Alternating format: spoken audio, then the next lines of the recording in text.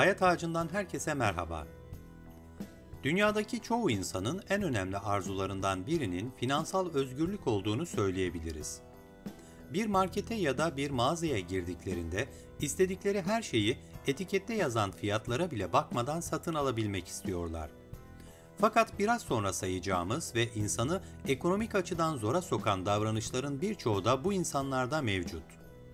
Peki çalışıp çabalayıp para da kazanan ama hala ekonomik zorluklarla boğuşan kişilerde eksik ya da hatalı olan nedir? Tabii ki finansal okuryazarlık. Bu kavram okullarda çocuklara verilmesi gereken en önemli derslerden biri olmalı aslında. Çünkü dünyadaki çoğu insanın parayı yönetmeyi bilmemesinin ve çoğu zaman ekonomik zorluklar yaşamasının temelinde finansal okuryazar olmamaları yatıyor. Bu bilgiye sahip bir insan, banka hesabında gerçekten çok parası olsa bile etiketteki fiyata bakmadan asla satın alma yapmaz. Her ekonomik faaliyetini planlar, bütçe oluşturur, harcamalarının kayıtlarını tutar ve muhtemelen de hiç parasız kalmaz. Peki finansal okuryazarlık eğitimi almadan da bütçemizi rahatlatacak şeyler yapabilir miyiz? Elbette. Şimdi sayacağımız maddeleri sonuna kadar takip ederek en kısa zamanda hayatınıza uygulayın. Banka hesabınızdaki bakiyenin aslında ne kadar bereketli olduğunu şaşırarak göreceksiniz. İnsanoğlu sosyal bir varlıktır. Dışarıda yemek yemek de bu sosyal hayatın getirdiği bir şey.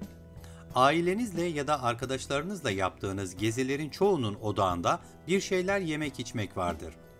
Bunu çok sık olmamak kaydıyla yapmanız durumunda bir sorun yok. Fakat bir aylık sürenin çoğunda dışarıda yemek yeme alışkanlığı kazanmışsanız, bunun bütçenizi nasıl olumsuz etkilediğini büyüteç altına almalısınız. Dünyanın her yerinde dışarıda yemek yemenin maliyeti, bakkaliye ürünleriyle evde hazırlayacağınız yemeğin maliyetinden fazladır. Uzmanlar bunun ortalama 3 katı olduğunu söylüyor. Özellikle pandemi süreci ve sonrasında online yemek siparişlerinin maliyetleri bize fark ettirmeden artırdığını unutmamak lazım. Evde hazırlayacağınız sağlıklı yemekler yerine dışarıdan hazır yediğiniz yemeklerin yüksek yağ ve şeker içerdiklerini, koruyucu içeren hazır malzemelerden imal edildiğini ve uzun vadede sağlığınızla ilgili sorunlar çıkaracağını da unutmayın. Satın alırken planlama yapmadığınız, bütçenizde yer vermediğiniz herhangi bir şeye para ödemek anlık bir satın almadır. Ödeme yöntemlerindeki kolaylıklar, online satın alma sitelerinin cazip kampanyaları, aldığınız ürünün evinize kadar gelmesine olanak veren kargo hizmetleri ya da mağaza vitrinlerindeki indirimler. Hepsi sizi aslında anlık satın alma yapmaya zorlayan şeyler. Anlık satın alma, bütçe disiplininizi bozacak en kötü alışkanlıklardan biridir. Bu satın almaların çoğunu sonradan masaya yatırdığınızda banka hesabınızdaki bakiyenizi anlamsız ve çoğu zaman gereksiz şeyler satın alarak tükettiğinizi göreceksiniz. Anlık satın almalar çoğu zaman duygusal bir temele dayanır.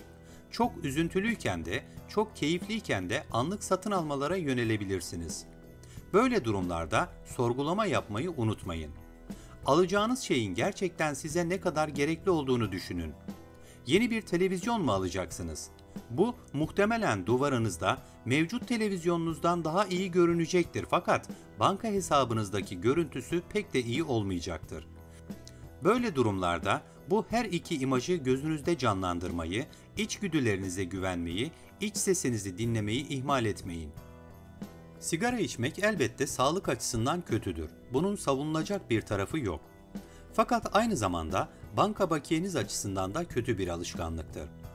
İster en ucuz sigarayı, ister en pahalı sigarayı içiyor olun, bunun bütçenizde ciddi bir delik açacağı kesindir.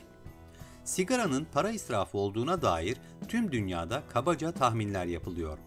Mesela bizim ülkemizde günde bir paket sigara içen bir kişinin aylık ortalama harcaması 750 lira. Banka bakiyenizden bir senede eksilteceği bakiye ise tam 9.000 lira. Her yıl sigaraya verdiğiniz bu miktarda bir parayı bir gün elinize alıp somut olarak saymalısınız. Nasıl bir israfın içinde olduğunuzu ancak o zaman fark edebilirsiniz. Bu parayla çocuklarınıza, ailenize, evinize neler alabileceğinizi varın siz düşünün. Tüm dünyada finansal okuryazar olmayanların yaptığı en büyük hatalardan biri de market alışverişini planlamamaktır. Bu hem bütçemize zarar veren bir şeydir hem de israfın ve savurganlığın göstergesidir. Markete gitmeden önce günlük ya da haftalık olarak yemeklerinizi, ihtiyaçlarınızı planlamak, bu planlamaya uygun satın almalar yapmak hem bütçenizi hem de çevreyi koruyacaktır. Çünkü gıda üretimlerinin ortalama %30'u plansız satın almalar dolayısıyla çöp oluyor. Market alışverişlerinizi yaparken ekstra indirimli bazı ürünleri almak isteyebilirsiniz. Eğer evinizde bir kileriniz ya da dondurucunuz varsa elbette bu indirimlerden yararlanabilirsiniz. Market alışverişlerinizde aklınızdan çıkarmamanız gereken daha pek çok detay var, fakat size en önemli olanlardan bir tanesini söyleyelim. Mutlaka bir listeyle gittiğiniz markette kredi kartı yerine banka hesap kartı kullanmaya özen gösterin. Kredi kartlarının harcamaları arttırıcı bir özelliği olduğunu, hesap bakiyesinden düşecek olan para miktarı dolayısıyla hesap kartları kullanmanın daha mantıklı olduğunu unutmayın. Kumarın sonu felakettir. Bu çok beylik bir cümle gibi görünüyor. Ne zaman duysak bir kulağımızdan girip diğerinden çıkıyor ama kumar hayatımızda olabilecek en kötü alışkanlıklardan biridir. Düşünün bir kere. Tüm algoritmaları size kaybettirmek üzere kurmuş olan bir sistemde kazanma şansınız olabilir mi? Kumar oynayan bir insan kısa süre içerisinde mali sorunlarla boğuşmaya başlar. Kontrol edilemez hale geldiğinde ise kaybettiklerini geri kazanabilmek hatasına düşer ve elinde avucunda ne varsa kaybeder. Kumar borcu başka finansal sıkıntıları da beraberinde getirir. Sadece finansal sıkıntılarla boğuştuğunuzu zannederken bir de bakmışsınız akıl sağlığınızı kaybetmek üzeresiniz. O yüzden küçük büyük demeden kumar belasını hayatımızdan uzak tutmaya gayret etmeliyiz. Böyle bir alışkanlık varsa da kurtulmak için aklı selim insanlardan destek almalıyız. Komşuda var bizde de olsun anlayışı gerçekten hem üzücü hem de insanları iflasa kadar sürükleyebilecek bir anlayıştır. İnsanları etkilemek için satın almalar yapmak kadar gereksiz ve anlamsız bir şey yoktur. Bu sadece bizim ülkemize özgü bir şey de değildir. Mesela İngilizce konuşan ülkelerde Jones'lara ayak uydurmak diye çevrilebilecek bir deyim vardır. Tam da bu durumlar için söylenmiştir. Görünüşe ayak uydurmak, bunun için gereksiz satın almalar yapmak sadece bütçe dengenizi bozmakla kalmaz, etkilemeye çalıştığınız kişilerin gözünde sizi küçükte düşürür. Sidik yarışına giren hiçbir insanın takdir gördüğü vaki değildir. Özellikle sosyal medya denen bir fenomen varken yaşadığımız çağda bu anlayıştan kaçınmak oldukça zor. Fakat yine de satın almalar yaparken bütçenizin, imkanlarınızın ölçüsünü asla göz ardı etmeyin. Ataların güzel bir sözü var, belki bu durumu ifade edebilir. Dimyat'a pirince giderken evdeki bulgurdan olmayın. Kredi kartı kullanırken sahip olmadığınız bir parayı harcadığınızın farkında mısınız? Eğer bunun farkındaysanız ve kredi kartını fatura ödemelerinizde bazı taksitli ve avantajlı harcamalarda kullanıyorsanız, ödemesini de zorlanmadan her ay düzenli olarak yapabiliyorsanız herhangi bir sorun yok. Hatta bazı durumlarda çok avantajları bile var. Burada size uzun uzun kredi kartlarını bilinçsiz kullanmaktan dolayı hangi durumlara düşeceğinizi filan anlatacak değiliz.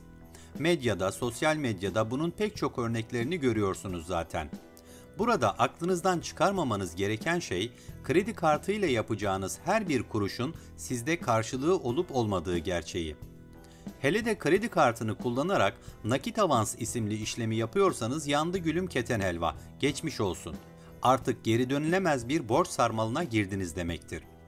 Bu da sinir, stres, aile düzeninde sıkıntılar ve daha pek çok sorunu beraberinde getirecektir. Bu durumları yaşamamak için kredi kartıyla satın alacağınız şeylere gerçekten ihtiyacınız olup olmadığını, satın aldığınızda hesabınızda bunun karşılığı olup olmadığını 2 kere hatta 22 kere düşünün. Şimdi buraya kadar anlatılanlardan para hakkında, alışveriş hakkında ya da harcamalar konusunda olumsuz düşüncelere sahip bir imaj vermiş olabiliriz. Ona harcama, buna harcama, o zaman ne yaşayacağız dediğinizi duyar gibiyiz. Aslında böyle değil. Elbette paranız varsa harcayın. Elbette paranız varsa Jones'ların televizyonundan, arabasından sizlerde de olsun. Nasrettin Hoca'nın giydiği kürkten siz de bir tane edinin. Buna bir itiraz yok. Sizi buna zorlayan faktörleri yok edecek gücümüz de yok. Fakat paranızı 3 gün büyük bir şaşa ile harcarken Dördüncü gün meteliksiz kalmanın sizi ne duruma düşüreceğini iyi hesaplayın. Bu yüzden hesabınızdaki paranın kıymetini bilin. Yeterli paraya sahip olduğunuz düşüncesinin sizi stresten, sıkıntıdan nasıl uzak tuttuğunu, farklı yatırımlar için nasıl ufuk açtığını göreceksiniz. Bu yüzden parayı sevin ve gereksiz harcama yaparak o kuşu elinizden kaçırmayın. Videoyu beğendiyseniz Hayat Ağacı'na abone olmayı, yorum yapmayı, beğen butonuna basmayı ve bildirim zilini açmayı unutmayın.